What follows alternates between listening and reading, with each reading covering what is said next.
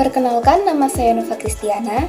Di sini saya akan mereview novel karya Terelie yaitu Daun yang Jatuh Tak Pernah Membenci Angin.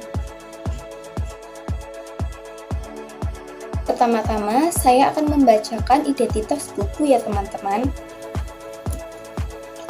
Judul Daun yang Jatuh Tak Pernah Membenci Angin, pengarang Terelie, penerbit PT Gramedia Pustaka Utama, Kota terbit Jakarta, tahun terbit 2010, cetakan ke-19 pada Maret 2015, tebal 264 halaman, ISBN 978 979 22 57 89.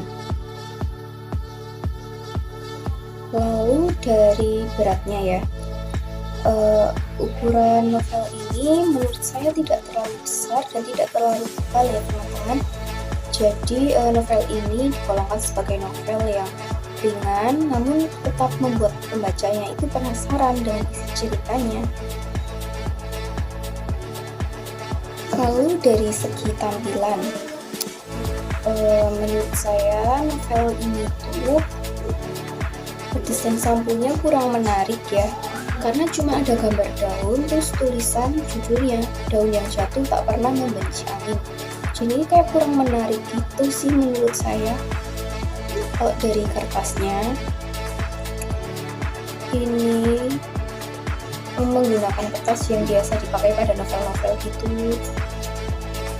Kertasnya sih pakai kertas yang pinggang gini ya, bukan yang putih.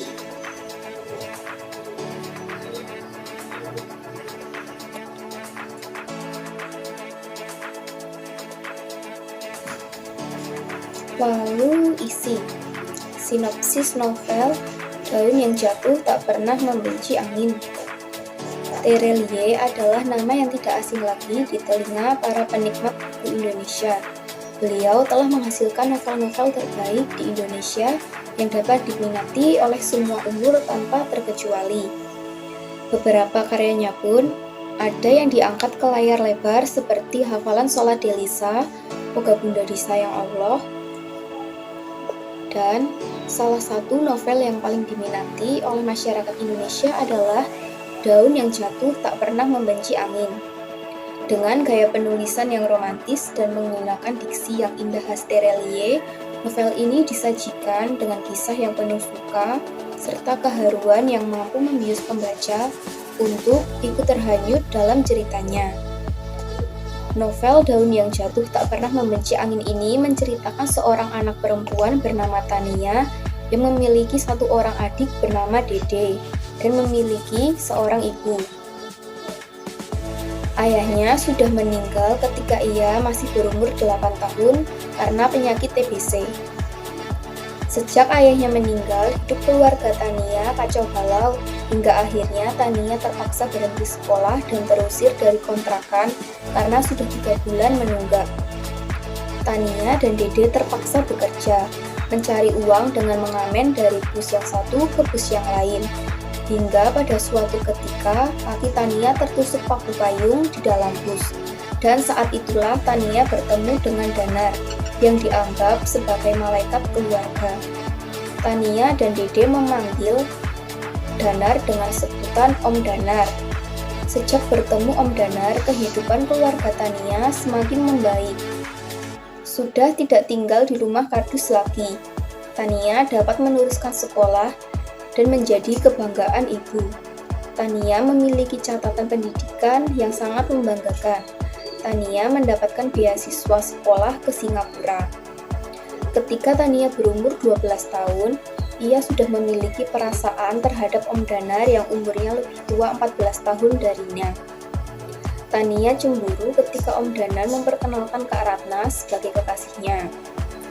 Namun waktu itu Tania belum mengerti dengan perasaannya.